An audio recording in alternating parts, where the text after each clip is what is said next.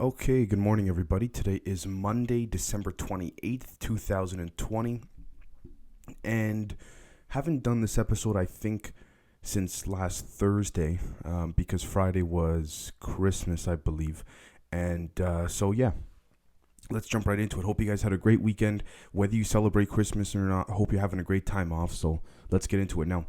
The UK and Europe finally agreed on a Brexit trade deal, finally. Now, there's a lot of speculation that this was kind of just a puppet show and there were different things going on as it pertains to that, and maybe this was some type of sort of sideshow to kind of create a little bit of a distraction from COVID. Now, not to say that everything is conspiratorial, but we can't rule these things out because politicians do this all the time. This is a very simple strategy of just, bait and switch politics, right? So I guess depending on how you view the whole Brexit thing, it's either very good that they reached this deal or catastrophic. That's not for me to judge. It's just for me to report and you guys to then decide. So that's that. Now, the ex-CIA chief John Brennan says he believes there's aliens and life on Earth, on this planet, as well as life out there too. He said something along the lines of, it would be presumptuous and ignorant for us to not think that there's something out there. And he also said, as it pertains to the Pentagon footage, I believe he said it on a podcast about a week and a half ago. He said, we're starting to see that these materials may be something that we would classify as not of this earth, da-da-da. Long story short, guys, he was kind of dodging the question pretty much. I mean, fantastic way of answering. I mean, he's the CIA chief. The guy's like one of the top spies in the country, even if he is the former CIA chief. The guy knows how to talk. The guy knows how to answer. He's pretty much trained for almost any or every scenario out there, right? The next thing is that there's a third new strain of COVID allegedly found in Nigeria. Now, as of the time I'm recording this, I believe there's 2 or 3 new strains. And I'm not going to lie to you guys, I didn't do much looking into it because I'm not going to keep up with it. All I know is that apparently there's mutated strains. They're saying they don't see a reason as to why the vaccine wouldn't work against it because it's supposed to produce antibodies and all that nonetheless with the mRNA and all that. Look, I'm just reporting what's coming out on the news. At the end of the day, whether or not there's a new strain or if it's some type of, I guess we could say, form of political deception or form of distraction, I mean, it would be a great strategy if that were to be the case, but ultimately we don't know, right? So I don't want to sit here and say that I know for a fact that this is a mutated strain when I really don't, because ultimately we're going off of the word of the news. It's as simple as that. I mean, unless we see what's going on ourselves within these certain areas of the world where they claim these strains are occurring, it's hard to take, not seriously, but it's hard to take in a logically reasonable sense, if that makes any sense. I mean, don't get me wrong, I've absorbed it as I'm sure you guys have, but the opinions are so varying on it that we can extrapolate into so many different routes and so many different scenarios and possibilities that it's not even worth it, to be honest. The next thing is that twice in the last week, a giant Chinese comet or fireball or something of the sort came down from the sky, and nobody knows what it is. Nobody knows if it's maybe a satellite that came from space. No one knows if it's maybe China testing some type of rocket technology, which I think at this point they have anti-gravity, so why they would be testing this kind of stuff with just good old, fuel rocket powered engines and turbines, I have no idea. I have no idea at all. But again, it could have been an experiment in space that went wrong and something collapsed and fell down. We'll never know. Especially with China, they'll cover it up. If the United States of the land and the land of freedom and all that covers things up, China openly says, "Listen, we're not the land of freedom. It's a communist party that's running the country, right?" So, yeah. Anyways, the next thing. And this is actually, I'll save this one for last. There's a massive flood in Bedfordshire from the heavy rainstorm in England, in the UK. They get rain all the time. Everyone knows this. It's kind of a stereotype. I mean, look, at the end of the day, as long as everyone was okay, the flood looked pretty bad when I was watching it live on TV. But, I mean, look, these are natural disasters. These things happen. There is speculation that there's some type of weather control sort of system occurring or apparatus that is being used around the world to geopolitically and at the same time socioeconomically influence certain parts of the world in order to profit, in order to gain, in order to use certain things for leverage on the world stage. It all depends, right? The next thing is that Pope Francis's Instagram was seen liking and liking and favoriting an almost naked girl's picture. I'm not sure which account it was, if it was some type of stripper or model or actress. I'm not sure, so I don't want to jump to that conclusion and make that assumption when I don't know the facts. But he liked the page. Whether or not that was him, look, I don't know what the Pope does all day. Allegedly, it's the same thing as the royal family. They deal with affairs of the Vatican the same way the royal family deals with, the royal duties and affairs. Look, is it bullshit what they do all day? I guess. I mean, are they doing some serious things as it pertains to the country and all that? Very possibly, but it's so secretive we'll never know. So the whole point being here is, does the Pope sit back 5 minutes, 10 minutes a day or whatever and scroll through Instagram? I'm sure he's got people running his social media, because just more so because of his age probably than anything else, but I wouldn't rule out the fact that maybe he did do this, and it's a terrible look, but I mean, hey, things happen, right? So it could have been someone who was running his account that accidentally liked it and just had that instinct that they were using their personal account, not realizing they were using their boss's account or the Pope's account, assuming he's got like a team that kind of handles all this kind of stuff, right? The next thing is that the Cornell school vaccine is requiring, the COVID vaccine is mandatory only for white students. Now, look, this is a very touchy subject when it comes to multiculturalism, racism, and all that, and the whole concept of, the whole concept of gentrification and all those different terrible things. Again, I've looked at both. Before I did this episode, let's just put it this way, I spent about an hour this morning looking at both strong sides of the argument of both the left and the right as it pertains to this type of scenario. There's arguments to be made on both sides, but I do have to say, the Cornell University is doing this because they realize there's been systemic racism in the past. Look, has there been racism? Absolutely. Is it still going on? 100%, not just in Cornell, but I don't think that's fair to say all white people have to take it and then everyone else no. Like, to me, that doesn't really make any sense. Now, even if it were the other way around, if it was, all Asian people or all black people have to take it, but everyone else is okay, I would be consistent with my outrage in the same way, as I hope you guys would be too, because at the end of the day, to me at least, it doesn't matter what political views you have. If a human is a human, that's all that matters. It doesn't matter if they're black or they're white or Latino, Asian, Indian, whatever. It doesn't matter. They're human. So the way I see it, and maybe I'm oversimplifying it, and I think you guys would understand what I'm saying. The way I see it is, if Cornell University or any institution of any kind is going to mandate a vaccine, you got to make it for everybody. But I understand the other side of the argument, saying that, yes, Dave, African Americans specifically have been tested on in the past by the United States government with no legal authority, and low-income housing areas have been chemically tested on in the past. I know, trust me, I know it's a very slippery slope, but I don't believe, and I say this carefully and as respectfully as possible, but I don't believe that justifies a school saying only this type of human race or this type of sub-race in the human species has to get it, and then everybody else forget it. I mean, the way I see it is this: if they want to slowly transition African Americans into being able to trust people more or trust the government more when it comes to vaccines, I don't blame them. If my community growing up was tested on illegally for years and years and decades, I don't blame them. But at the same time, I would also sit back, if I was someone who was tested on unfairly and illegally, I would also sit back and say, hold on, this is, yes, have white people done terrible things to us in the past, long time ago? Yes. But at the same time, this new generation of white people, these younger kids that are going to school, what the hell, like, they're not the ones that committed the crime. Their grandparents did, assuming that they even did. And that's why I say it's a touchy subject, because there's so many different angles to look at it on. So I just want to make it very clear. I'm not taking any type of political stance of any kind, especially as it pertains to this, because it's a very touchy subject, but not because it's touchy, but because I'm just trying to provide all the angles here. Then you guys can decide for yourselves what you think would be best, right? Now, the next thing is that the former CDC chief, Tom Frieden, called for immunity passports all around the world to prove vaccination before travel. He wrote this in a Washington Post op-ed, I think yesterday or the day before at most. And look, the whole issue that I have with the whole mandating of the vaccine in order to fly, I think legally it creates a lot of problems, because at the end of the day, yes, in a biological sense, in theory, assuming all the science is correct and we trust it, and that's a big if, I'm just saying let's just assume that for a second, just hear me out.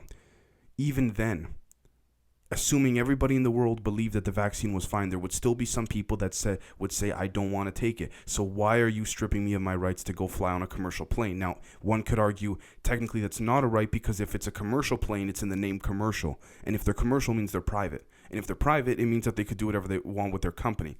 Fine. And I understand both sides of the argument, but it's kind of like what I said a couple weeks ago. Yeah, you don't have to get the vaccine, but you can't hop on a train. You can't hop on a plane. Maybe you can't hop into taxi cabs. Maybe in some cases, in certain parts of the world, or in certain states in the U.S. and certain parts of Canada as well, you can't go outside. You can't go for a walk. There's certain countries in the world we got to text the police to go for a walk. And look, at the end of the day, it doesn't matter how quote-unquote bad this virus gets, and I say that carefully because there's a very divisive angle to this, and there's two sides to it mainly at the moment, maybe three, but there's mainly two sides, and I really do see both sides. Not just the legal side of it, but the whole trust concept too. I really do. And who's to say that the vaccine's being given to people like Dr. Fauci and Joe Biden and the Prime Minister of Israel and all these elites and these high level powerful people? Who's to say that that's not the real one, and then we're getting the bullshit ones, or the weaker ones? And I know that's very oversimplified. I'm not a scientist, and then that might be taken out of context, but I think you guys know what I'm saying, right? And we have to question all of it. We got to look at all of it.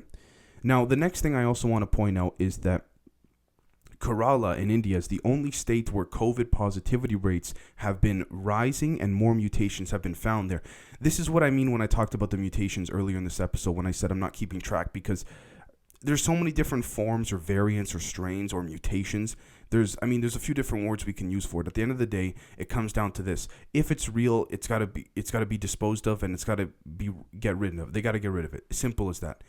If it's being faked or inflated for certain strategical reasons or political reasons or military reasons to justify certain things in the long term, which I'm sure a lot of, I guess we could say, political organizations or small political factions are doing, and it's a form of tribalism as well, which is not good, but they're exploiting the situation. People exploited 9/11 in a trillion different ways. The same way here, people will exploit COVID in a trillion different ways. So at the end of the day, it comes down to containing it, assuming it's a legitimate thing, and if it's not, then it's terrible for me to say, but it's a smart strategy. I mean, it's so bad for me to say, but it's to lie about people dying and things like that. But I mean, look, world governments have done way worse. Let's face it, right? Now, the next thing is that there were 7 people. This is more of a fun one. 7 people arrested in Delhi in India for dancing and filming videos, causing traffic jams and all that. Maybe it's a sign of rebellion. Maybe it's a form of just saying we want to get outside, especially when the COVID is allegedly spreading so quickly in India and things like that. So, look, at the end of the day, it's not the worst thing in the world. It's a bit of a fun side note, so yeah. South Korea also seemed to be the latest country to detect the new COVID variant, according to multiple reputable sources. Again, which variant? Apparently there's like 6 as of, there's a new one popping up every hour, and I'm not saying it's bullshit. I'm just saying we have to look at all the angles, right? Now, the next thing is that a Wuhan citizen journalist reporting in COVID, for COVID in Wuhan, was jailed for 4 years in China's Christmas crackdown, as they called it, for, and I quote, picking quarrels and provoking trouble. That's the Chinese government's justification. Now remember, they're a communist party. They could pretty much do whatever they want. So the whole thing here is that you get sentenced. That's it. Like there's no like, okay, I can be in jail and I can appeal this and things like that. Maybe there might be on the front end to try to show like, listen, we're sort of democratic, I guess, or we're sort of a Republican state, a republic-ish, very slightly, if that. But look, they make no quarrel. Like they don't hide it when they say that we are the Chinese Communist Party, right? So if they don't hide it, I mean, it's right there. It's out in the open. I mean, there's nothing really to discuss, if you ask me.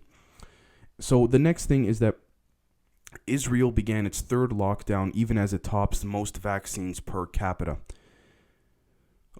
Again, it's the same idea. Political strategy, or is it real? Is this thing really happening? Either way, it works well for the elites. Either way.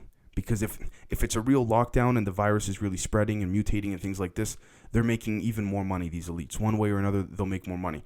If it's not true and it's all a lie, the politicians are doing great. So either way, it's either the politicians or the rich people. You take your pick, right? That's what it comes down to. Israel also was named, their researchers scientifically, particularly within the STEM community, the science, technology, engineering, and mathematics community.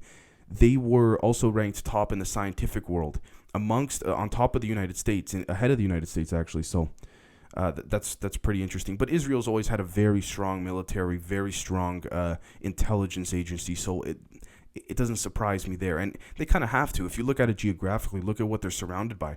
They're pretty much surrounded by their enemies. Their military has to be on point all of the time. Like, look, pardon my English, but Israel, they don't fuck around, which is why I can understand why the United States, regardless of Democrat or Republican, more so Republican, but this is why I can understand Republicans tend to align with Israel in a lot of cases, more so than any other country in the Middle East, right? And especially Iran. I mean, that's a big thing too. The enemy of my enemy is my friend, right? So it's kind of like, yeah, the U.S. and Israel are pretty tight. U.S., Israel, and England. I mean, let's face it, that's the trio, if we want to call it that. Regardless of which political candidates in office or political party is holding power. Now, the final thing, the Nashville explosion. I've been asked by quite a few people to talk about this, so I've left it for last to cover it. Now, what we know is that allegedly Anthony Quinn Warner, 63 years old, they haven't released a picture yet to my knowledge, drove up in this van, which kind of looked like an ice cream truck van, kind of creepy-ish, whatever, and made an announcement 10 to 15 minutes before it blew up saying, everyone who's here, please evacuate now, which is kind of a creepy announcement thing. The only motivation found for any of this was the AT&T tower. At least that's what they're saying publicly. Could this be, could this be a form of a distraction? I wouldn't rule it out. I would not rule it out. Governments have staged these types of things before where they get mentally unhealthy people, mentally unstable people. Terrible thing. They get them, they make them do this as a form of a distraction. I mean, look, do they sacrifice American lives at the same time? Yeah. So do other world governments with their own citizens. Let's be real here, right? Whether or not it was a distraction or whether it was really someone who was paranoid about the whole 5G thing, that's what the evidence is alleging. Either way. I mean, come on, imagine you live in an apartment or you live in a house. It's just a regular night, especially on the holidays. All of a sudden, your windows get blown in, or God forbid, knock on wood, maybe even worse, you get hurt. Someone in your family gets hurt. Worst case, someone dies. It's terrible. Now, I do want to mention something too on the side. There's a bit of a side note that allegedly if you play the announcement backwards, and it's been going over Twitter, I don't think it went viral, but it was interesting to see. If you play the announcement that was coming out of that automated voice from the van, if you play it backwards, apparently you can hear the words, "Are you having a Merry Christmas?" or something like that. Anyways, it's creepy. It's kind of, not gonna lie, it's kind of giving me goosebumps talking about it. I get creeped out pretty easily, but it's very creepy. Assuming this is everything that we know, and assuming this is actually accurate, and there's no false flag operation or some type of larger distraction occurring, then I guess sure. But at the end of the day, who knows? The town could have been cleared out, or that area of Nashville could have been cleared out because maybe there was, and just, bear with me, it's a bit much, but maybe there was an underground experiment going on. The military was trying to justify certain types of energy DEW weapons being tested. I usually save that type of discussion for the afternoon episode, as you guys know, or the second episode of the day. But, I mean, we got to look at all the angles here. There's so many different ways that it could be covered. Now, assuming this is all real and they're not bullshitting us, then I got to give credits to the investigators for doing a good job. But at the end of the day, there's just so much we still don't know. I mean, there is footage and everything. That's the great thing. But as to whether or not this was staged, man, like, we'll never be able to tell, at least for the foreseeable future. I mean, it's funny and it's ironic because usually things become declassified 50 to 100 years after the event happened. So we're going to see like 20, 30 years from now, probably some more 9/11 papers come out, some more mass shooting, like the Vegas shooting investigation papers, even though those are more clear cut. This Nashville thing seems a little bit more suspicious than simply a paranoid guy, and it could be just a paranoid guy. But again, we got to look at all the angles here, right? So we'll see. Maybe something will come out down in the long term when people stop caring about it and people will look back and say, oh, that was a different time, different government, different people in the government. It's all the same people, whether they're old or young. It's the same concept. It's the same transition of power. So again, going full circle, whether this Nashville thing was a setup, a false flag operation, or it was truly some paranoid guy, we don't know yet. But we just got to look at all the aspects. So that's it for today. Hope you guys have a great Monday, and we will catch you later this afternoon. If not, we'll see you tomorrow morning. Cheers.